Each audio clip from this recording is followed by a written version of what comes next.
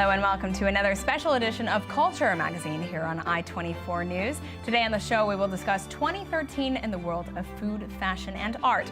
Joining me in the studio to do that are Efrat Anzel, culinary journalist, Rotem Isaac, fashion editor at Time Out in Tel Aviv, and Michal Divon, our very own culture journalist. Now, what will all of you remember from your fields in 2013? Let's start with fashion. Okay, I just have to say, please don't judge me by what I'm taking from 2013. And I know a lot of things happened, but Jennifer Lawrence, excuse me, and we'll deal with that later. We'll touch on that later. And what was memorable in food this year? I think Taizu, Michael, and Imperial, three places that changed the culinary scene in Israel. And Michal, art? Well, based on the exhibitions, which we'll talk about, and I'm not going to give it out right now, pop culture and innovation reincarnate themselves in the art world, not Van Gogh. Well, we're excited to hear about that, but let's get started. Before we begin discussing 2013 culinary developments, two of Israel's most prominent young chefs who made significant breakthroughs this year joined forces for a colorful night of dishes. Shachar Peled went on a special tasting mission to try out some unique and quite spicy food.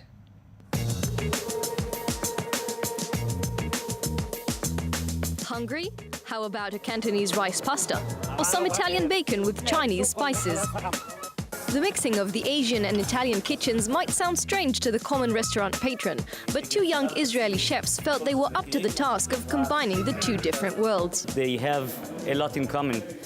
When we studied and looked a little bit on the history of it, we saw that, you know, the noodles, a lot of the cooking techniques, some of the sauces are very similar.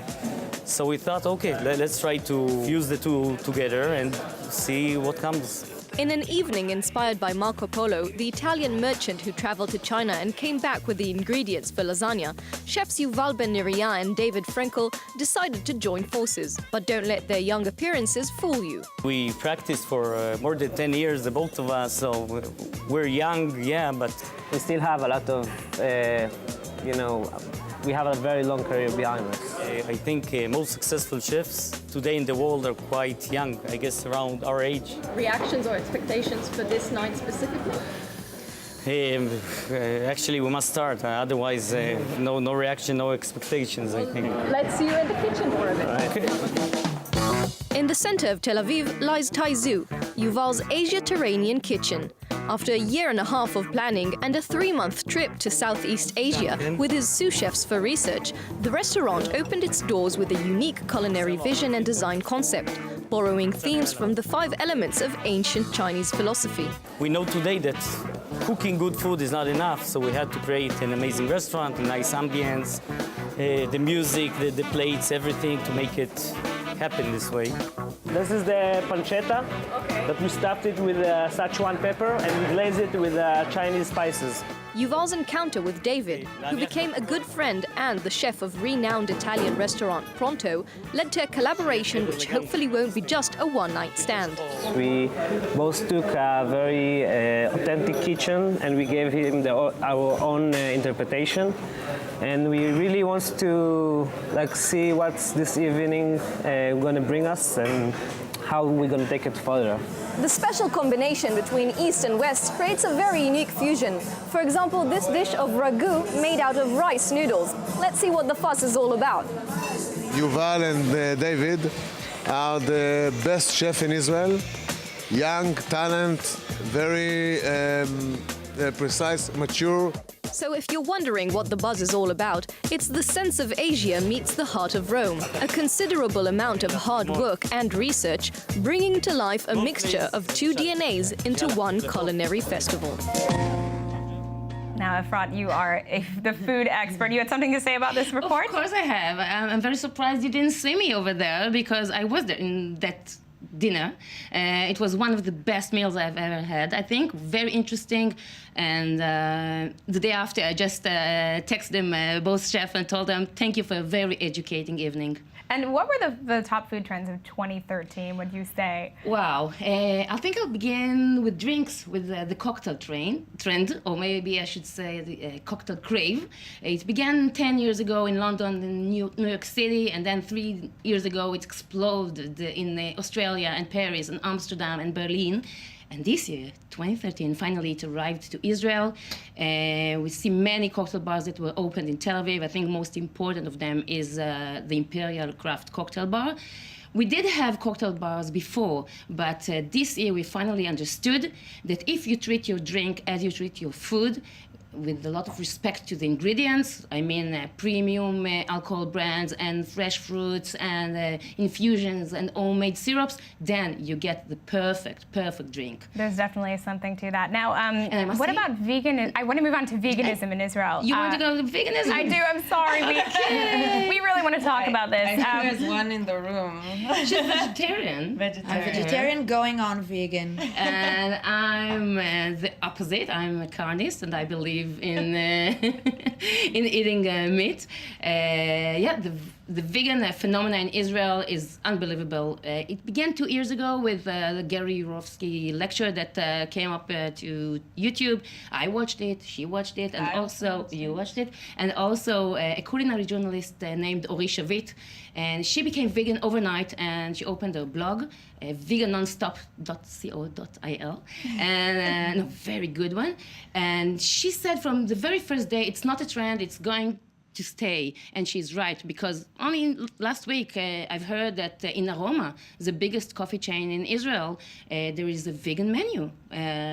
I think it's amazing. And it's only one of some big places in Israel that have now a vegan menus, and it really means that it's here to stay. It's not a trend. It's not fashionable. It might have started as something like chic. Let's check it out, but it's totally here. Yeah, I think because the reasons of become vegans are there are many reasons. It can be ecological. It can be because of compassion to animals, and it can also be about health. Many people think it's healthier to be vegan.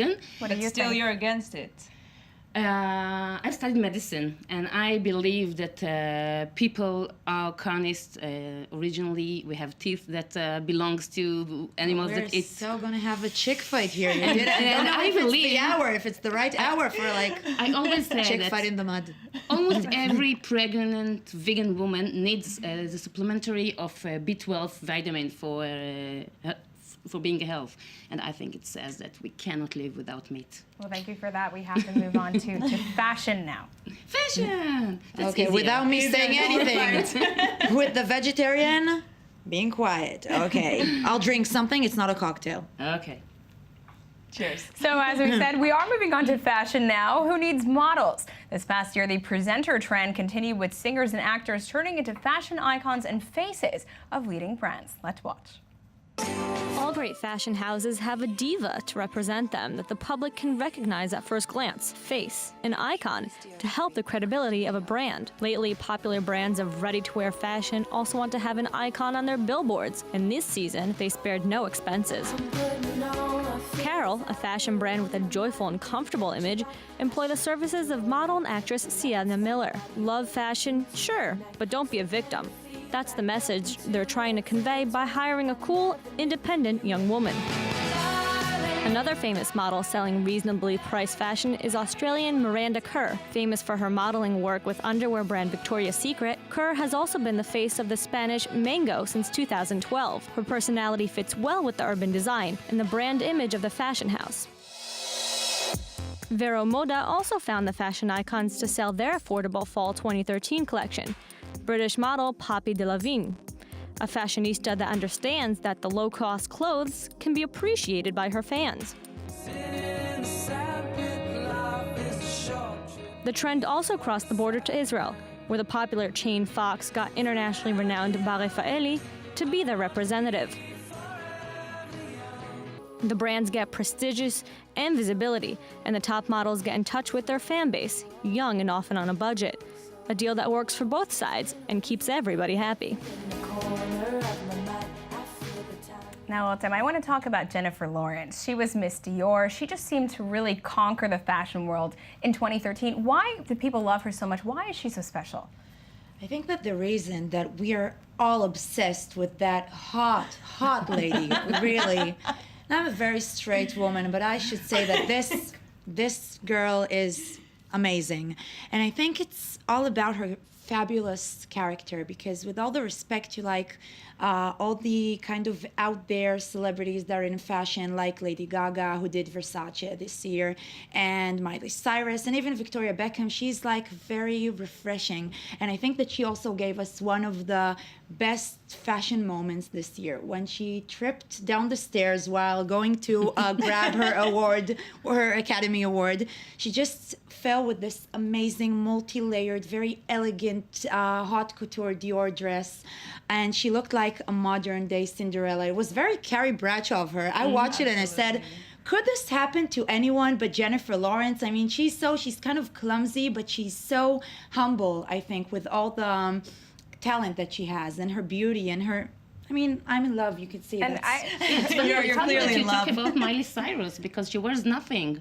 Miley Cyrus wears nothing, and that's another thing happening in That's fashion become a this new year. trend. Wearing nothing. I think it was trend. always the trend, but it's like Miley Cyrus is really something different. But I think Jennifer Lawrence is completely different because she brings her personality, with all the respect to Miley Cyrus, that has kind of a sassy personality. But Jennifer Lawrence, as I said, she is Ralph Simmons, that he's the one that designed her haute couture dress. He saw her as a muse this year, and he made her Miss Dior, and I think she's doing it in a very humble way, and that's what makes her perfect. And I know, obviously, I would also love to talk about Jennifer Lawrence this entire time, but we must move on to more subjects. Now, there's always kind of an old trend that comes back. What was the comeback of this year? Okay, so ladies, I'm sorry to tell you, but the 90s came back. I don't know what you think about this time. This is bad news. But it's totally here. It was all 2013 was about the 90s.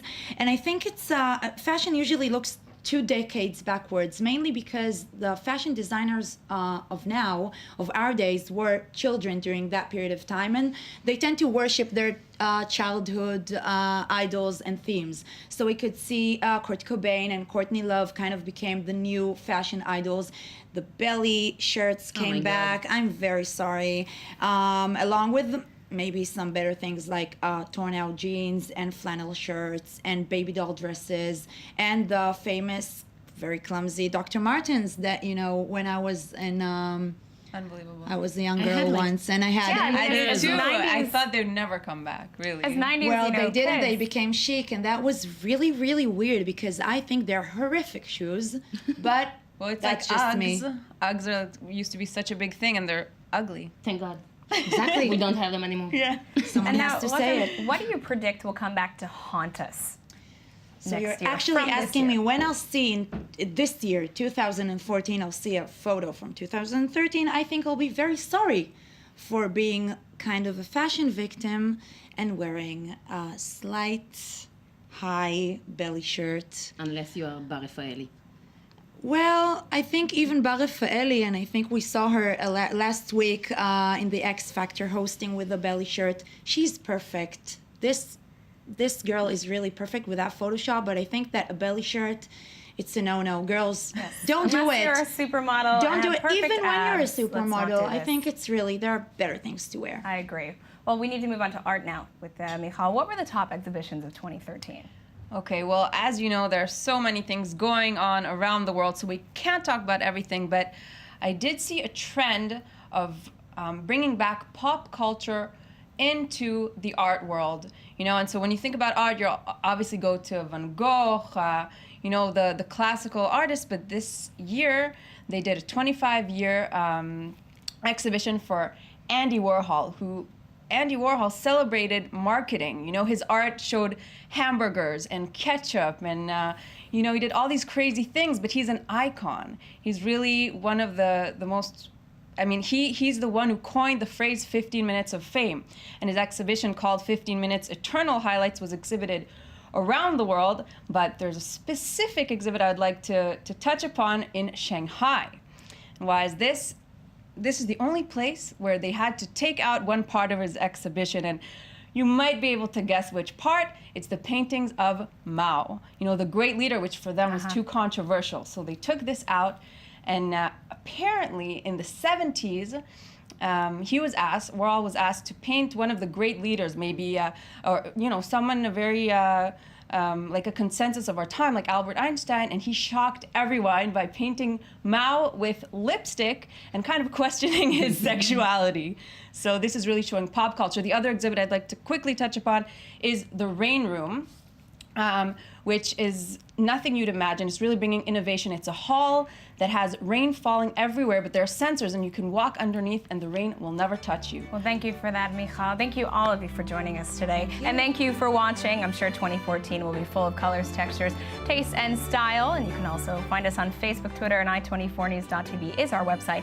I'm Meredith Ross, in for Deb Grober. For more news updates, stay tuned for the coming news edition. Goodbye.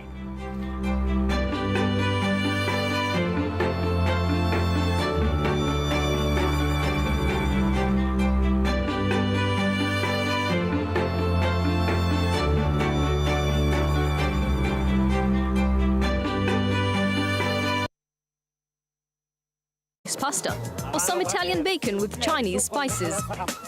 The mixing of the Asian and Italian kitchens might sound strange to the common restaurant patron, but two young Israeli chefs felt they were up to the task of combining the two different worlds. They have a lot in common. When we studied and looked a little bit on the history of it, we saw that, the noodles, a lot of the cooking techniques, some of the sauces are very similar. So we thought, okay, let's try to fuse the two together and see. Pop culture and innovation reincarnate themselves in the art world, not Van Gogh. Well, we're excited to hear about that, but let's get started. Before we begin discussing 2013 culinary developments, two of Israel's most prominent young chefs who made significant breakthroughs this year joined forces for a colorful night of dishes. Shachar Peled went on a special tasty mission to try out some unique and quite spicy food.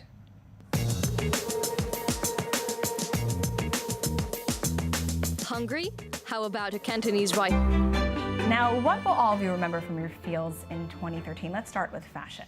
Okay, I just have to say, please don't judge me by what I'm taking from 2013. And I know a lot of things happened, but Jennifer Lawrence, excuse me. And we'll deal with that later. We'll touch on that later. And what was memorable in food this year? I think Taizu, Michael, and Imperial, three places that changed the culinary scene in Israel. And Michal, art? Well, based on the exhibitions, which we'll talk about, and I'm not going to give it out right now. What comes? In an evening inspired by Marco Polo, the Italian merchant who traveled to China and came back with the ingredients for lasagna, chefs Tuvan Banerjee and David Frankel decided to join forces. But don't let their young appearances fool you. We practiced for more than 10 years, the both of us, so we're young, yeah, but We still have a lot of,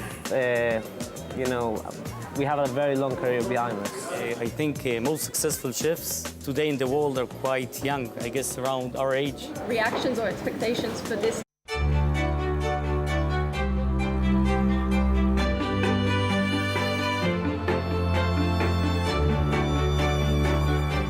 Hello and welcome to another special edition of Culture magazine here on i24 News. Today on the show we will discuss 2013 in the world of food, fashion and art.